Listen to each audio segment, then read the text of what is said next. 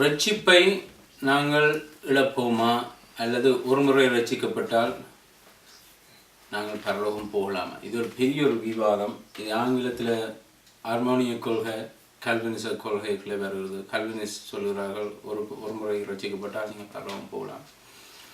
ஹார்மோனிய கொள்கை உள்ளவர் சொல்கிறார்கள் அவங்க அப்படி போக முடியாது. ஆனால் பைபிள் என்ன சொல்லுது? பைபிள் வார்த்தையும் படி எஸ், நாங்கள் சால்வேஷனை லூஸ் பண்ணுறதுக்கு சான்ஸ் இருக்குது. ஒரு உதாரணத்தை உங்களுக்கு எடுத்துக்காட்ட விரும்புகிறேன். மத்தேயு 7ஆம் அதிகாரம். இந்த வசனம் ரட்சிக்கப்பட்டவர்களுக்கு சொல்லப்பட்ட வசனம். எத்தனை பேருக்கு தெரியுமோ தெரியாது? சத்தியத்தை அறிந்தவர்களுக்கு. மத்தேயு 7ஆம் அதிகாரம் 21ஆம் வசனம். என்னை நோக்கி கர்த்தாவே கர்த்தாவே என்று சொல்லுகிற ஒவ்வொருவனும் பரலோக அரசுக்குள் செல்வதில்லை, ஆனால் பரலோகத்தில் இருக்கிற என் பிதாவின் திட்டப்படி செய்கிறவன் மட்டுமே உட்செல்வான். அந்நாளில் அநேகர் என்னிடம் கர்த்தாவே கர்த்தாவே, நாம் உமது பெயரில் இறைவாக்கு சொல்லவில்லையா?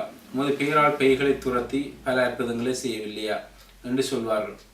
அப்பொழுது நான் அவர்களிடம், தீயவர்களே, நான் ஒருபோதும் உங்களை அறிந்திருக்கவில்லை, என்னிடமிருந்து அப்பால் போங்கள் என்று நேரடியாகவே உங்களுக்கு சொல்லுவேன். இது உண்மையாகவே தேவண்ட பேரில் பேய்களை திறத்தினோடு தேவண்ட பேரில் அற்புதம் செய்தாக்களை குறித்து இயேசு கிறிஸ்து சொல்கிறார், அப்பாலே போங்கள். இப்போ இந்த வசனத்தின் அடிப்படையில் நான் பார்க்குறோம், ரட்சிக்கப்பட்ட ஒரு மனுஷன் கர்த்தரால புறக்கணிக்கப்படுறதுக்கு சாத்தியக்கூறு இருக்குது. அவன் இந்த வாழ்கின்ற காலத்தில் ரட்சிப்பை அவன் பெரிதுபடுத்தாமல் பரிசுத்தாவியான ஒரு மதிக்காமல் பாவத்தில் வாழ்ந்தால் அவன் நிராகரிக்கப்படுறதுக்கு வாய்ப்பு இருக்குது. நல்ல ஒரு உதாரணம் யூதாஸ். யோசிச்சு பாருங்க பார்ப்போம். 12 சீசரில் ஒருவனாக இருந்த யூதாஸை கர்த்தர் தெரிஞ்சு கொண்டார். யூதாஸை கர்த்தர் யூதாஸ் மேலே ஆவியானவர் அவர் ஊதினார். யூதாஸ் ஹீல் பண்ணான். யூதாஸ் நிறைய காரியங்களை செய்தான். ஆனால் கடைசியில் அவன் தூக்கு போட்டு இறந்தான். உங்களுக்கு தெரியும், தற்கொலை செய்கிறார்கள முடிவு நரகம் தான். அவங்க பரலோகம் போயிடாது. ஸோ அவன் ரட்சிக்கப்பட்டான், ஆனால் அந்த ரட்சிப்படம் தான். இன்னொரு வசனத்தை உங்களுக்கு காட்ட விரும்புகிறேன். இந்த ஒரு பெரிய ஒரு சப்ஜெக்ட்ன்றபடினால எபிரேயர் 6ஆம் அதிகாரம்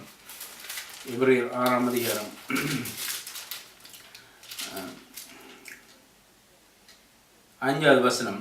இறைவனுடைய வார்த்தையின் நன்மையும் வரப்போகும் யுகத்தின் வல்லமைகளையும் அனுபவித்தவர்களாக இருந்தது, அது நாங்கள் ரட்சிக்கப்பட்டவர்கள், வழிவிலகி போவார்களானால் அவர்களுக்கு திரும்பவும் மனம் திரும்புதலுக்கு வழி நடத்துவது இயலாத காரியம். இது முதல் தரத்தை குறித்து சொல்லப்படல, திருப்பி திருப்பி திருப்பி திருப்பி பாவம் செய்கிறார்களை குறித்து சொல்லப்பட்டிருக்கு.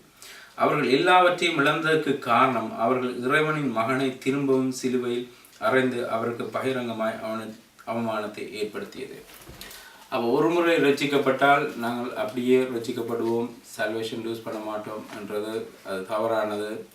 எஸ், நாங்கள் சால்வேஷனை லூஸ் பண்ண மாட்டோம். எப்போ வேண்டாம் நாங்கள் கர்த்தருடைய வார்த்தையை நம்பி எங்களுடைய வாழ்க்கையை நாங்கள் ஒழுங்காக நடத்தினா நாங்கள் அந்த சால்வேஷனை லூஸ் பண்ண மாட்டோம். இல்லாட்டி நாங்கள் அதை லூஸ் பண்ணுவோம்.